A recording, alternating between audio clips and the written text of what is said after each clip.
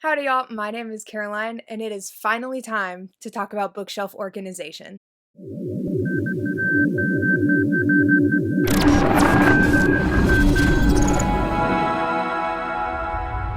So like I said, my name is Caroline and I'm a content creator here at Youtini, and if any of y'all saw my last video here on the channel, you may have heard me mention that I care deeply about bookshelf organization. So I have lots of thoughts and opinions on how bookshelves should be organized generally, and I've realized that those thoughts and opinions can also apply specifically to organizing Star Wars books. So if you're like me and have an entire section of your bookshelf or even a whole shelf dedicated to Star Wars books, then you might be a little lost on how to organize them. So what we're going to talk about in this video is the variety of options that you have. I'm going to be showing y'all 4 ways you can organize your Star Wars books, and then a kind of bonus 5th way of how I have mine set up currently. Spoiler, the way I have it organized is basically a combination of everything you'll see in this video. And to me, that's honestly the best part about organizing a bookshelf, is that you can make it completely your own. I highly encourage anyone who cares about organizing their books to do so in a way that best works for them. Like I said, I'll go over in more detail about how I have my books now, but not until after we hear all about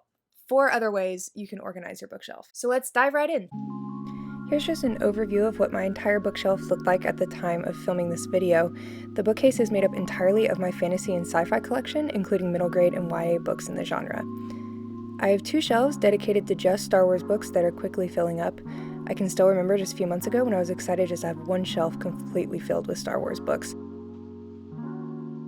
When I first started filming, I realized I had them essentially separated into Legends and Canon and then organized by size.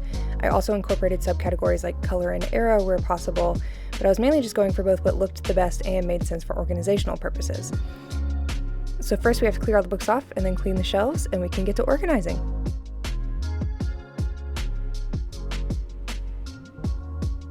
So first up we have height. Like I mentioned before, subcategories are also great to keep things organized. So here I still kept Legends and Canon together within their respective heights. I believe that the superior choice when it comes to aesthetic choices for bookshelves is height. I truly think it looks the best, and I just think it makes more sense. People have both loved me and hated me when I pointed out how much better organizing by height looks, more so than any other category.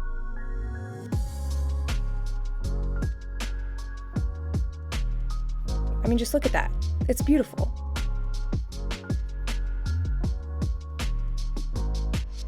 Next up, we have color. Color is perhaps the most popular aesthetic choice when it comes to organizing a bookshelf, and when done right, it can be quite pleasing to look at.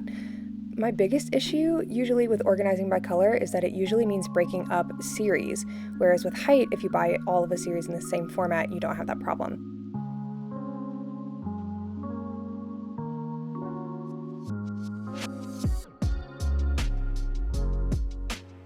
I will say I didn't hate how my books looked when they were organized by color. I think the bottom shelf looks better and stronger than the top one. That's the other issue with color, is that sometimes you only have 1 or 2 books in a certain color, making it a little harder to establish that color. It's also harder to have subcategories when organizing by color. I think I tried my best to maybe keep similar heights together, but I was still mostly just going by spine color. So next up we have timeline order, and I can't lie, organizing by timeline order took a while. But thankfully, I had a handy dandy timeline to refer to on Youtini.com. Said timeline is linked in the description. Once again, I separated Canon and Legends, and then had a 3rd section of books that aren't quite either. I also kept comics by themselves instead of mixing them in with the books, but still kept them in timeline order.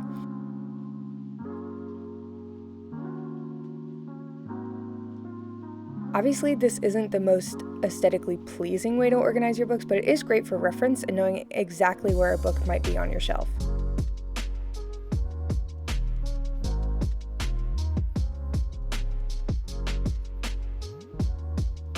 And again, the only reason this was even possible for me was because of the Youtini timeline. It's a super helpful resource that I highly recommend you checking out.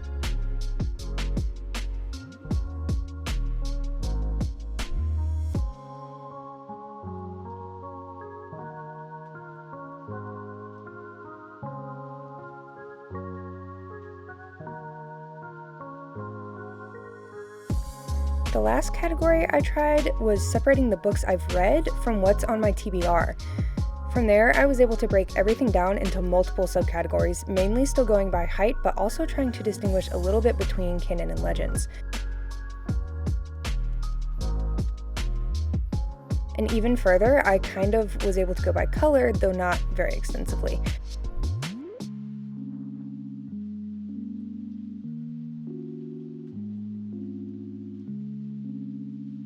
I ended up liking this organization a lot more than I thought I would, so much so that I filmed this months ago and I kept my shelves like this for quite a while, actually.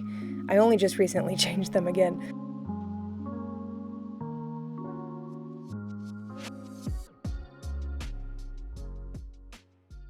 So now that we've talked about 4 pretty distinct ways to organize your Star Wars books, I want to tell y'all a little bit about how I organize mine. So for a long time, I actually kept it in that last organization that you saw with the red and TBR separated. But since then, because of the addition of some books and the addition of some figures and just wanting a little bit of a change, I've rearranged my shelves completely, which shouldn't be a shock to anyone who knows me. So I'll show y'all some close-up footage of what my shelves look like now. This is what my shelves look like as of January 2022. I decided to basically separate by era. For the most part, I kept canon and legend separate, but as you can see, I put the novelizations for episodes 1, 2, and 3 with my other prequels novels. There wasn't a whole lot of reason for this choice.